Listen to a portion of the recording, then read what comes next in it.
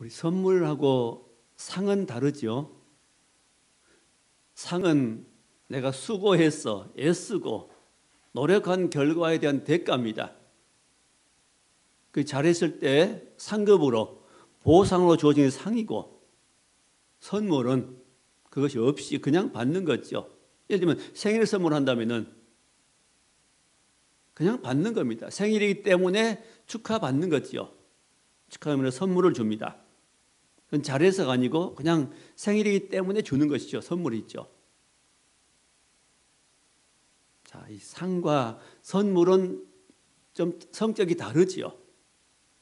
상은 내가 수고한 대가고 노력한 대가고 열심히 뭔가 이루어낸 대가인데, 선물은 그냥 받는 것입니다.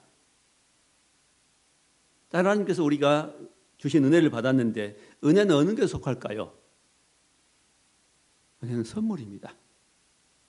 내가 애쓰지 않았는데, 내가 수고하지 않았는데, 난 자격이 없는데 그런 사람에게 그냥 주시는 것이 은혜입니다. 하나님의 은혜거든요. 자, 이런 은혜를 우리가 받았고 또 이런 은혜를 받았다고 참 엄청난 고백을 하는 사람이 바로 바울 사도입니다.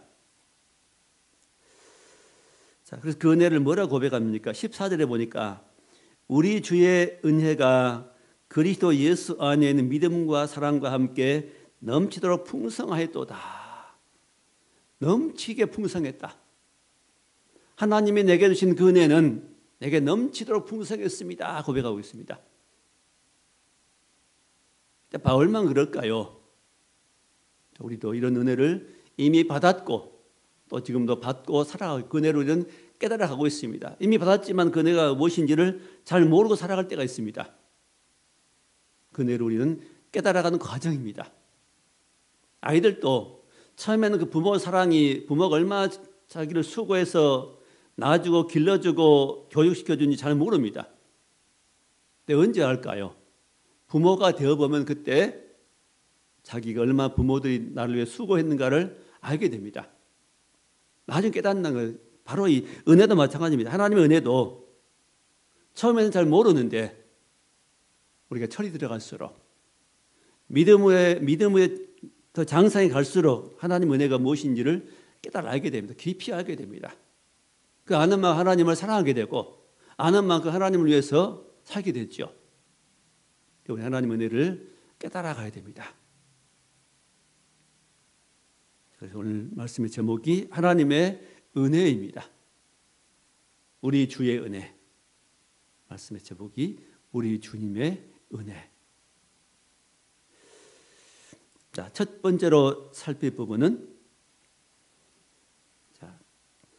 자격 없는 자에게 주신 것입니다. 자격이 없는데, 바울 사도는 원래 어떤 사람이었죠? 자, 여기 13절에 보니까 내가 전에는 언제냐면 예수 믿기 전입니다. 자, 예수 믿기 전에는 비방자요, 박해자요, 폭행자였으나, 세 가지를 말합니다. 비방해 누구를? 그리스도 예수를 비방했습니다. 교회를 비방했습니다. 박해자였지요. 예수 믿는 성도들을 잡아다가 감옥에 가둔 일에 앞장선 사람입니다. 아니, 싫으면 말지 뭐라고 남의 그렇게까지 악랄하게. 예수 믿는 거 싫으면 자기 안 믿으면 되는데 잡아다가 가둔 일에 앞장서게 될까요? 자기 생각이 아니죠. 박해자요, 폭행자였으나 남을 괴롭힌 사람이었습니다. 뭔가 이제 하나에 꽂히면 열심을 다하는 사람이었지요. 그 잘못된 열심이었습니다. 그는 하나님을 섬기는 사람이었습니다. 예수 믿기 전에 그는 누구였죠? 유대교에 있었습니다. 유대교는 하나님을 섬긴다 그럽니다. 하나님 율법을 잘 알고 있고 외우고 있고 가르치는 사람입니다. 율법대로 행하는 사람입니다. 기도도 하고요, 십일조도 할 줄 알고 안식일을 지키는 사람들입니다. 이런 일에 앞장선 사람이 이 비방자, 박해자, 폭행자가 된 겁니다. 누구에 대해서? 예수님에 대해서, 교회에 대해서. 좀 아이러니하지요. 전에는 이렇게 교회를 핍박하고 성도들을 믿음을 갖지 못하게, 하여튼 다른 것들은 다 허용한 예수를 못 믿게 하는 겁니다. 예수 믿는 이단이다 여겼습니다. 하나님의 일을 방해하는 해방꾼으로 살아갔습니다.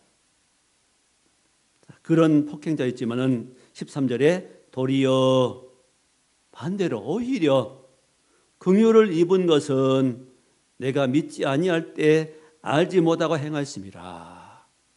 내가 예수를 믿기 전에, 믿지 못할 때 알지 못하고 행했다.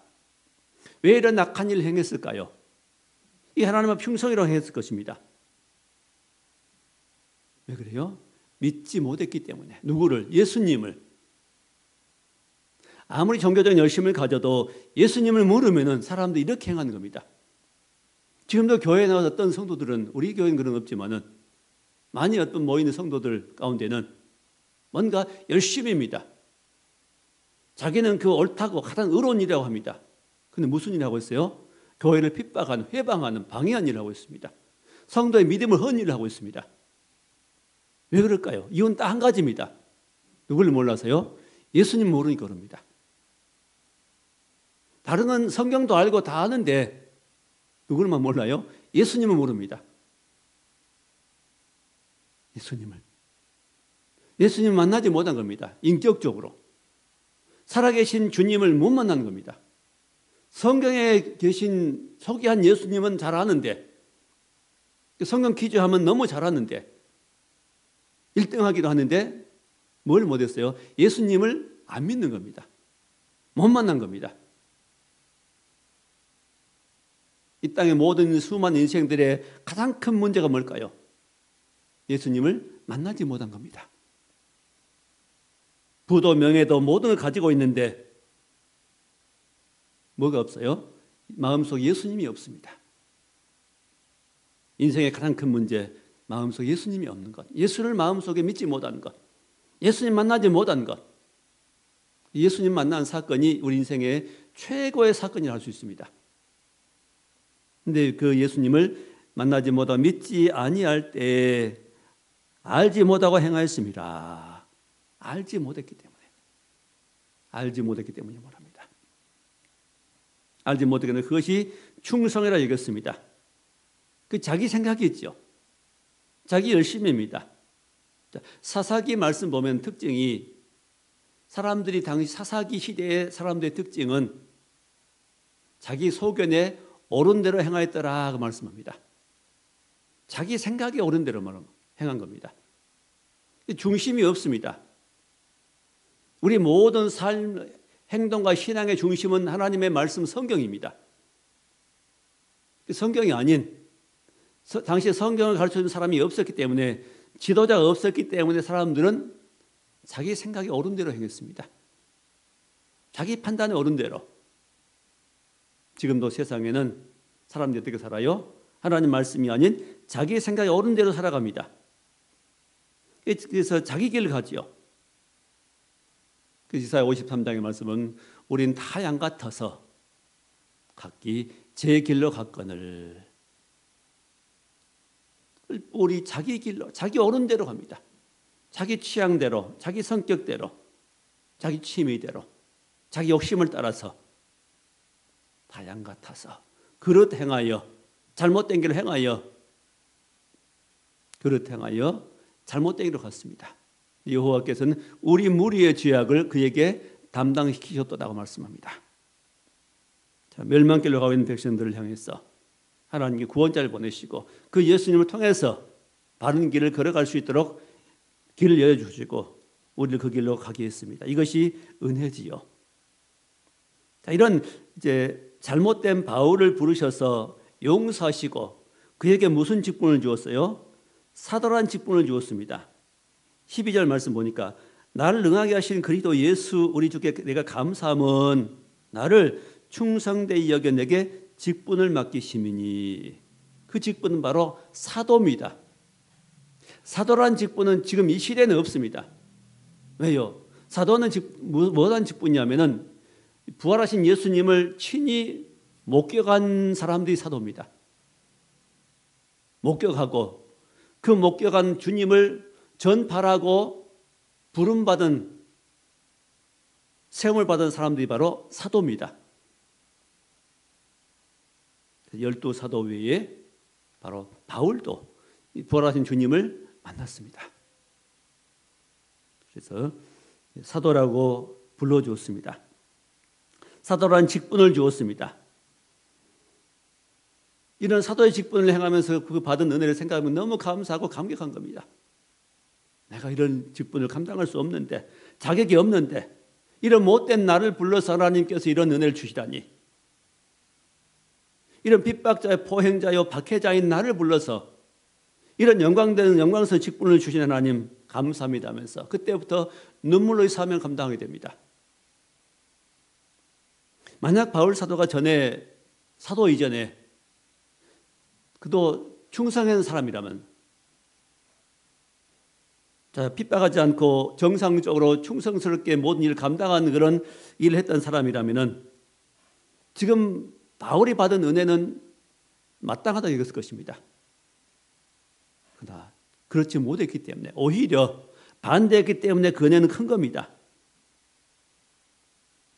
자, 은혜라는 것은 뭐냐면은 이렇게 전혀 받을 자격이 없는데 받은 그것이 바로 은혜 중에 은혜. 그렇게 이런 것을 받은 것을 가리켜서 은혜라 그럽니다. 누가복음 15장 보면은 두 아들이 나오지요. 둘째 아들이 아버지께 받을 재산을 먼저 달라고 해서 먼 나라에 가서 허랑방탕했습니다. 그 나라에 흉년이 들어서 먹을 것이 없었는데 그가 감당한 일은 돼지를 기른 일을 했습니다. 근데 돼지가 먹는 쥐업 열매도 먹을 길이 없어서 그는 줄인 배를 움켜쥐고 뭘 생각했습니까? 아버지 집을 생각했죠. 우리 아버지 집에는 품꾼이 얼마나 많고 양식이 얼마나 많은데 난 여기서 굶어 죽는구나. 아버지 집으로 돌아가야 되겠다 생각하고 가면 아버지를 만나서 뭐라고 할까? 나는 아버지 아들이라고 그런 감당치 못하겠사오니 나를 품꾼의 한 사람으로 써달라고 이렇게 아버지께 부탁해 봐야지. 이제는 아들이 아니라 그 집과 종이 돼야지. 품꾼, 싹꾼이 돼야 되겠다. 가서 밥만 먹여주면 내가 일하겠다고 말이죠. 저는 주는 밥도 먹기 싫다고 했는데, 맛없다고 투정 부렸는데 이제는 어떻게 해요? 일꾼, 품꾼만 써줘도, 일꾼으로만 인정해줘. 내가 그 집에 가서 열심히 일하겠다. 마음먹고 돌아왔습니다. 아버지는 머리서 온 아들을 보고 뛰어나가서 얼싸안고 입을 맞추고 그리고 손에 가락지를 끼워주고 옷을 갈아입혀주고 살찐 송아지를 잡으라 하면서 잔치를 베풀어 줬습니다. 이런 아버지 앞에 그 아들은 감격한 겁니다. 자격 없는데 나를 이렇게 대우해주신, 맞아준, 환영해준 아버지. 그 아버지 누구지요? 하나님 우리 아버지죠. 우리 인생 하나님을 멀리하고 떠났을지라도 다시 하나님께 돌아오면은 하나님께 언제든지 우리를 그렇게 맞아주신 하나님이 아버지십니다. 세상 아버지 그렇게 안 하는데 하나님 아버지는 그렇게 행하십니다. 저와 여러분이 그렇게 행하셨고 하나님 모든 인생들이 그렇게 행하십니다. 그 집에 돌아왔을 때 그 아들로 다시 받아주고 그 하나님 아버지 집에서 마음껏 먹고 누리는 기쁨이 얼마나 크겠습니까? 그때부터 그는, 그 둘째 아들은 집 나갈 생각하지 못합니다. 이 잔치의 광경을 보고 밭에서 일하고 돌아온 큰아들은 어떻게 생각했지요? 모든 걸 말아버리고 돌아온, 이 말아먹고 돌아온 동생을 위해서 잔치를 베푼 그 사실을 알고는 큰아들은 기분이 나빴습니다. 나는 밤낮 뜨거운 태양빛에서 날마다 수고하고 일한 나에게는 염소 새끼라도 한 마리 안 잡아주더니 모든 걸 말아먹고 돌아온 아들을 위해서는, 둘째를 위해서는 잔치를 베풀어주다니 마음속에 불만이 생겼습니다. 인정할 수 없는 겁니다. 왜? 난 이런 대우밖에 못 받는데 저는 저런 대우를 받는다고 생각한 겁니다. 불공평하다는 거죠. 불공정하다는 것이죠. 그때 그 아들에게는 불만이 생기기 시작합니다. 은혜가 사라져버립니다. 은혜는 뭐냐? 은혜는 바로 자기가 없는 나에게 주시는 하나님의 넘치는 사랑을 은혜라 그럽니다. 자, 예수 믿는 성도들은 이미 이런 은혜를 받은 사람인데 보통 잘 깨닫지 못할 뿐입니다. 성령이 내게 충만히 임하면 우리는 그런 은혜를 깨달아 갑니다. 그때 눈물 쏟고 콧물 쏟고 뒹굴고 하나님은 내가 큽니다 고백하고 그렇습니다. 은혜는 물론 처음에 발견할 수 있지만 우리는 계속해서 믿음으로 살아가면서 발견해 가는 것입니다. 발견해 가는 만큼 성숙해집니다. 발견한 만큼 성장하고 발견한 만큼 믿음이 더해지는 겁니다. 자, 은혜는 어떤 사람이 임하지요? 겸손한 사람이 임하는 겁니다. 자, 바울 사도는 전에 자기의 그 상태를 생각해 보고 지금 받은 은혜를 생각해 보니까 너무너무 놀랍습니다. 할 말이 없는 겁니다. 자기가 전도하면서 핍박받아도 할 말이 없습니다. 왜? 자기가 전에 그렇게 했거든요. 더 했거든요. 더 핍박하고 더 괴롭혔거든요. 예수 믿는 더 방해했거든요. 욕을 먹어도 난 싸다고 여기는 겁니다. 근데 감사한 거죠, 그게. 불만이 없습니다. 불만 없이 욕을 먹고 핍박받아도 그래서 그가 사역했던 고백들이 고린도 후서 보면은 사도행전에 여러 번 많이 나오지요. 강의 위험과 강도 위험과 이방인의 위험, 유대인의 위험들을 당하고 40에 하나 가면 가만 매를 5번 맞고 태장으로 맞고 태장 큰 매지요. 유대인들 39대까지만 때릴 수 있죠. 40대를 못 때리게 되어 있습니다. 그런 매를 5번 맞고 배가 파선해서 밤낮을 하루를 떠돌아다니고 강의 위험을 받고 강도들의 위험을 받고 이방인들이 죽이려고 하고 유대인들이 죽이려고 하고 이런 모든 위험 속에 하나님이 자기를 보호하신 것을 간증하게 됩니다. 그게 은혜라고 말합니다. 그래서 감사하단 말합니다. 왜 그래요? 전에 자기를 생각해 보니까. 은혜는 뭐냐? 전에 예수 믿기 전에 자기가 어떤 상태인가를 깨달아 알게 하는 것. 그리고 지금 하나님께서 내게 날 구원하신 이 은혜, 이걸 비교해 보면 알게 됩니다. 그 대비가 되죠. 너무 대비하게. 빛과 어둠 차이입니다. 하늘과 땅 차이지요. 자격 없는 자에게 주시는 것이 바로 은혜입니다. 우리도 자격이 있는 거 아니라 하나님 자녀들 자격이 있는 거 아니라 자격이 없는데 없는 자에게 하나님께서 값없이 예수님 보내셔서 그 예수 피로 예수 그리스도 이름으로 그 믿음으로 우리는 구원을 받고 하나님 백성이 되어 천국 백성이 되어 살아가고 있습니다. 이게 은혜입니다. 두 번째는 하나님의 긍휼 때문에 주신 겁니다. 자, 13절에 내가 전에는 비방자요 박해자요 폭행자였으나 도리어 긍휼을 입은 것은 긍휼 때문이에요. 긍휼은 우리 좀 쉬운 말은 불쌍히 여긴다는 그런 의미가 들어있죠. 구약 성경에 이 영어로 보면은 헤세드라는 말을 쓰고 있습니다. 긍휼. 이 긍휼은 참 너무 성경에 말씀하는 헤세드, 긍휼이란 말은 너무 귀한 말씀입니다. 너무 귀한 그게 개념이거든요. 이게 하나님 속에 있는 것입니다. 하나님 속에 있는 마음입니다. 죄인들을 향하신 긍휼의 마음. 하나님 속에 있는 것입니다. 사람 속에는 무자비함이 있는데 하나님의 마음 속에는 이런 긍휼의 마음이 있습니다. 누구를 향한 마음이요? 죄인들을 향한. 이 땅 아담 후손 모든 인생들은 다 죄인이었습니다. 사단 마귀의 종이 되어서 지옥을 향해서 떠내려가고 있는 그런 인생들, 그걸 불쌍히 여기는 이 마음이 바로 하나님의 긍휼의 마음입니다. 이런 마음을 예수 믿는 성도들은 받게 됩니다. 바울도 이런 마음을 받았고 예수님께서도 이 땅에 사역하실 때 항상 긍휼히 여기시죠. 나인성 과부의 아들이 상여를 그 아들의 상여가 나갈 때 불쌍히 여기십니다. 눈물 흘리십니다.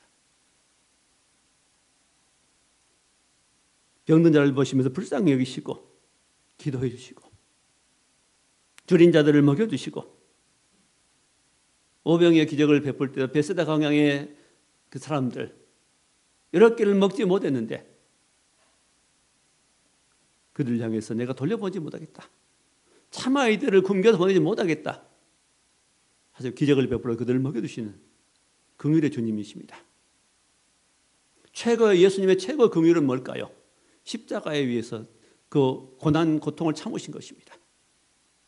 만약 십자가에 주님 내려와 버리시면은 예수님은 죽지 않게 될 것이고 피 흘리지 못하게 될 것이고 그럼 인생들을 구원할 길이 없습니다. 주의 최고의 긍휼은 바로 십자가에서 대신 죽어주신 것입니다. 이게 하나님의 긍휼이고 우리 예수님의 긍휼이십니다. 우리만 긍휼히 여기실까요? 요나서 말씀 보면은 요나는 니느웨에 가서 복음 전하는 것을 싫어했습니다. 네, 그들은 이스라엘 원수기 때문에. 네, 하나님께서 말씀하십니다. 니느웨에는 네가 요나 내가 가기 싫어하는 그 니느웨에는 앞뒤를 분간하지 못한 사람이 12만 명이 있다. 또 그 가축도 내가 아끼는 것이 합당하지 않느냐. 그 이방인도 하나님이 아끼신다는 겁니다. 그도 회개하고 죽게 돌아와서 하나님을 믿고 예수 안에 살기 원하신다는 겁니다. 천국 백성 되기 원하신다. 심지어 나는 그 가축도 아낀다고 말씀하십니다. 하나님의 긍휼이고 사랑이십니다.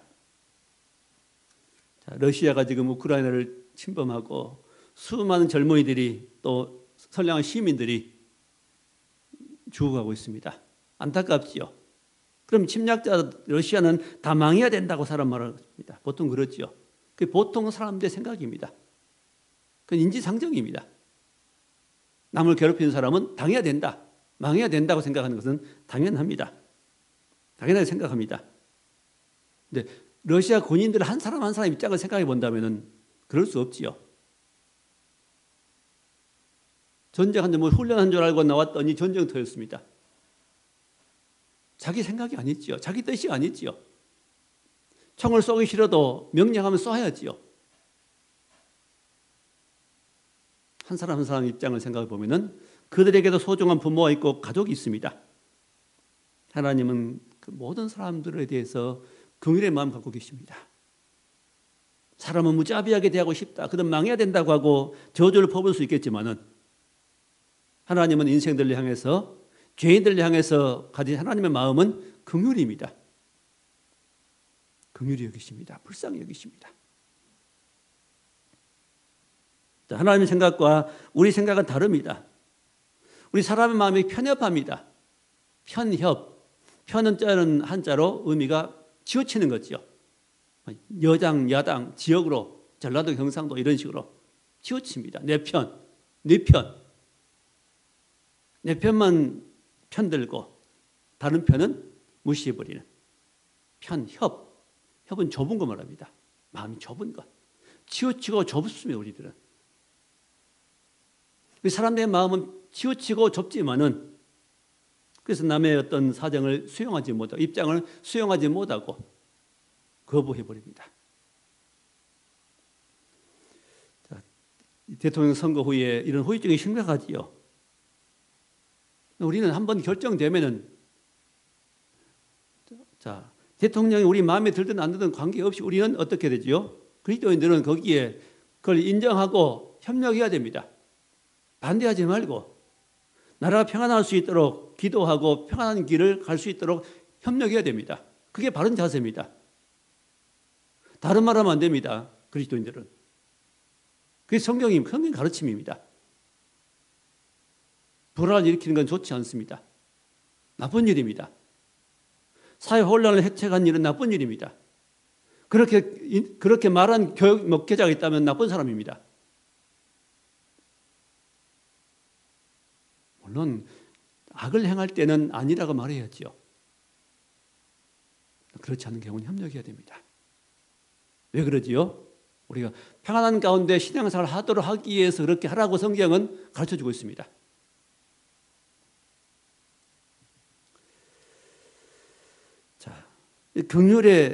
자, 어떻게 긍휼히 여기시다는 겁니까?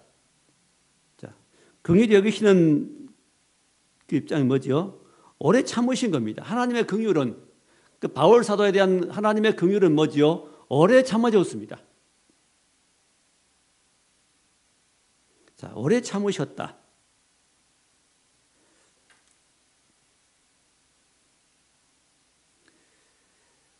자, 16절의 말씀이죠. 그러나 내가 긍휼히 입은 까닭은 예수 그리스도께서 내게 먼저 일체 오래 참으심을 보이사. 자, 일체 오래 참으셨다. 오래 참으신 걸 보여주었다. 이게 긍휼입니다. 바울이 잘못하고 사람들, 예수 믿는 성도들 이름 부를 때, 그들 가두고 나쁜 일 할 때, 교회를 하려고 핍박할 때, 그때 죽여버릴 수 있습니다. 병들 죽게 할 수 있고 어떤 사람을 시켜서 그걸 죽이게 할 수 있습니다. 하나님 어떻게 했죠? 참으셨습니다. 그날도 참아주시고 그 다음 날 참아주시고 그 다음 달 참아주시고 오래 참으셨습니다. 왜요? 긍휼히 여기셨기 때문입니다. 그를 죽여버리고 없애버리면 기회가 없기 때문에 하나님께서는 그를 두고 보셨습니다. 오래 참으신 겁니다. 이거 긍휼입니다. 자, 오래 참으심에 뭘 보였어요? 본을 보이시단 말입니다. 후에 주를 믿어 영생한 자들에게 본이 되게 하심이라.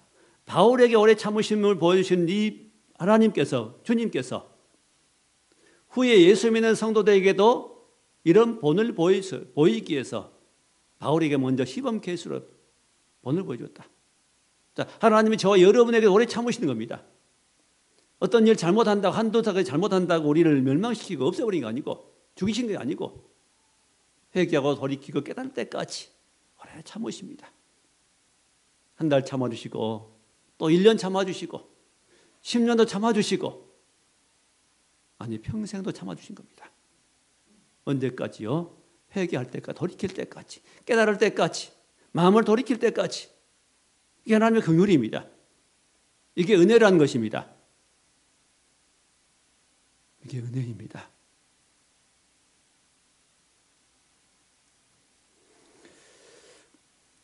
그럼 우리는 이런 오래 참으신 본을 보이신 주님 따라서 예수님은 우리도 이런 긍휼의 마음을 사람들에게 품어야 되고 사람들에게 가져야 되고 또 이 긍휼은 뭘로 나타날까요? 내가 오래 참아야 됩니다.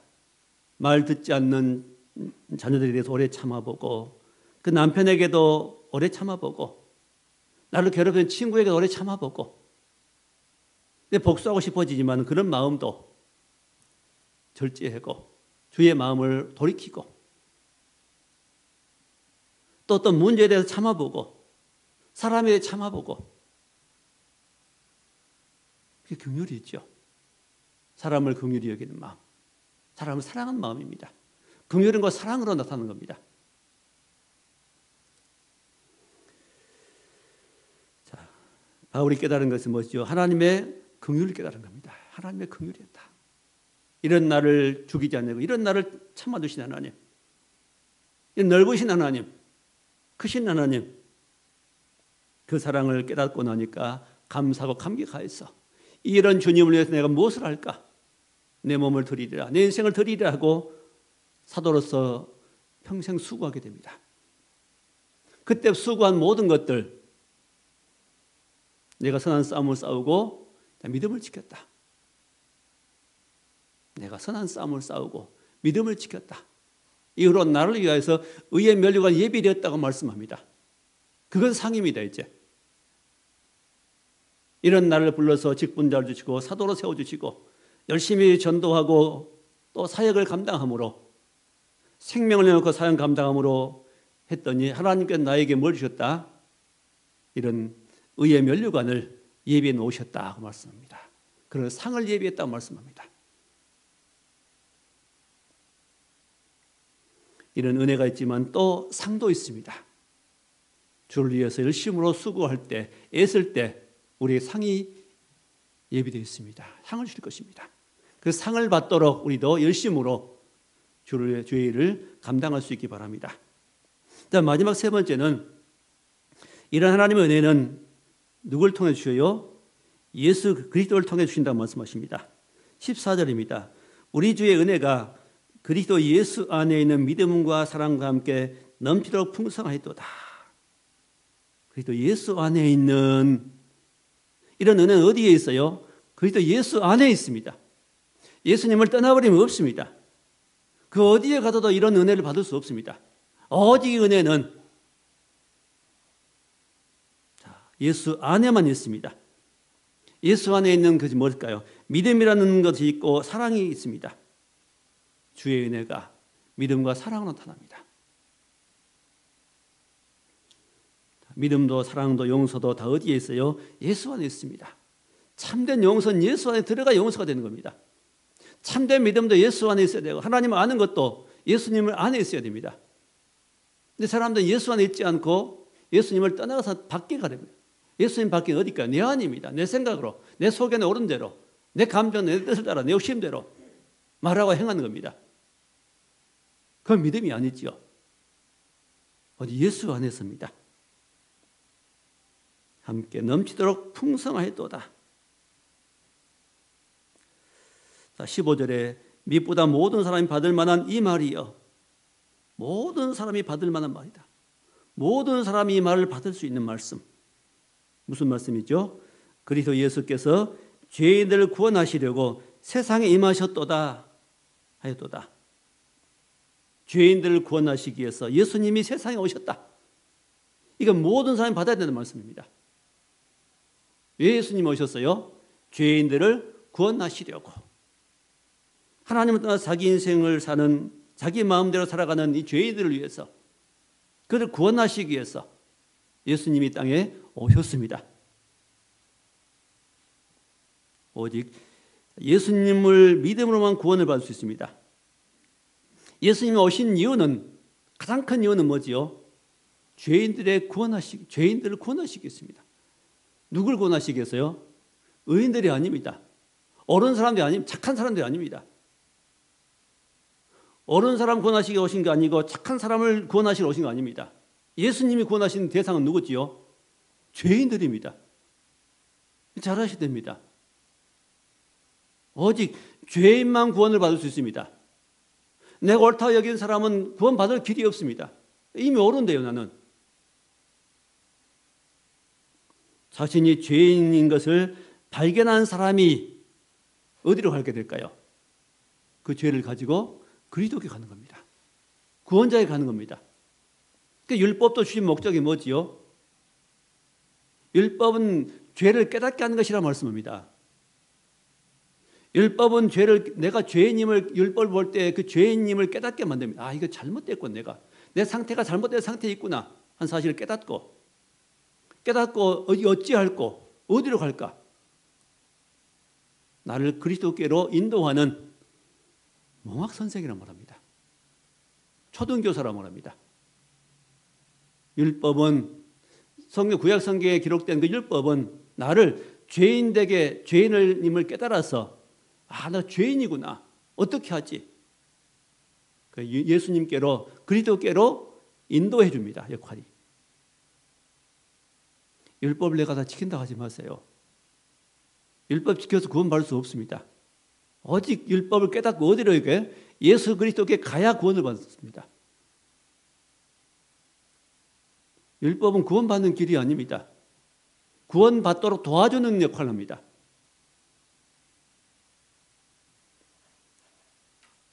예수님도 말씀하죠. 건강한 자에게는 의원이 있을 데 없고 병든 자에게만 의원이 있을 때 있다. 내가 건강하다 여기는 사람은 병원에 안 갑니다. 내가 몸이 이상하게 느껴져야 내 몸이 이상한데 그런 사람 병원에 가서 진료를 받습니다. 검사를 받지요. 마찬가지입니다. 건강한 자에게는 내가 건강하다, 난 의롭다, 난 옳은, 난 정직하다, 난 깨끗한 사람은 예수님을 못 만납니다.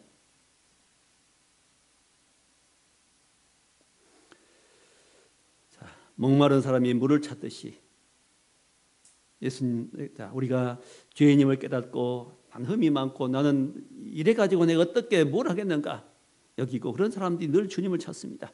예수님 만나는 것도 마찬가지고 또 예수 믿고 우리가 믿음으로 살 때도 마찬가지입니다. 내 형편없음을 볼 때, 내가 믿음 없음을 볼 때, 내가 사랑 없음을 볼 때, 마음이 좁은 편협한 나를 볼 때 이런 나를 구원하시는 하나님 용서해 주옵소서. 예수님 나를 용서해 주시고 예수 피로 나를 용서해 주시고 나에게 은혜를 베풀어 주옵소서. 내게 사랑을 부어줘서 그렇게 기도하게 되는 겁니다. 연약하다 깨닫는 사람이 기도한 겁니다. 그래서 그 마음으로 주 앞에 나가서 기도하면은 하나님의 풍성한 그 은혜와 능력과 생명이 내게 부어집니다. 영적인 에너지가 부어지지요. 오직 구원은 예수님을 통해서만 구원을 얻습니다.